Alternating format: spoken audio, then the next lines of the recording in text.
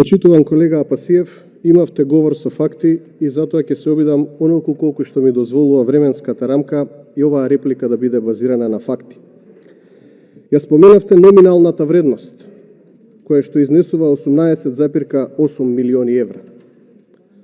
Ако ја погледнеме единствената друга бројка, која што во моментот, иако не е вистинска пазарна вредност, е вредност која што треба владата да ја исплати на Макпетрол, базирано на вештачењето на Бирото за судски вештачења, тогаш се поставува едно многу битно прашање.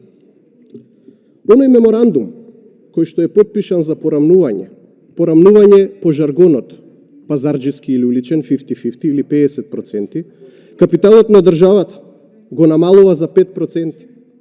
Доколку ја гледаме номиналната вредност, 5% од 18,8 милиони се 1 милион евра. Доколку ја гледаме пазарната вредност базирана на вештачењето на Бирото за судски вештачења, 5% од 33 милиони евра се 1.600.000 евра. Капитал кој што исчезнува со ова порамнување. Прашањето е каде одат тие пари и кој ги платил овие пари? Каде одат тие 5% од државниот капитал? Следно нешто кое што би сакал да ве запрашам. Дали Бирото за судски вештачења, на кој што се базира сумата која што треба државата да ја исплати на АД Макпетрол, воопшто има ингеренција да прави ваков тип на вештачење?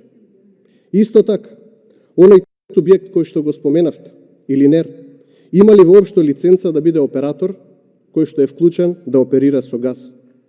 И кога сето ова вака заеднички ќе го погледнеме, тогаш ќе се запрашаме на што се базира оваа сума која што ја донело Бирото за судски вештачења, која што треба да се исплати, каде што овие 5% исчезнуваат, како е дојдено до оваа сума, кога сума која што е изнесена според ова вештачење е идентична со сумата за градење на нов гасовод. И за крај, онолку колку што ми дозволува времето, ако веќе сме имале 30 милиони евра да исплатиме на АД Макпетрол, тогаш зошто се задолживме со нов кредит од Светска банка од 90 милиони евра, од кои што by the way 30 милиони беа планирани за здравствениот сектор, а овие 90 милиони никаде ги нема како ставка во новиот предлог буџет за 2021 година кој што е веќе изгласан? Зошто, кога веќе имаме 33 милиони евра за исплата на сомнителен и де факто и де јуре вонсудски процес на спогодба, дозволуваме да биде преточен во така наречен закон, и тоа не било каков, туку закон по скратена постапка? Би ве замолил доколку можете да ми одговорите.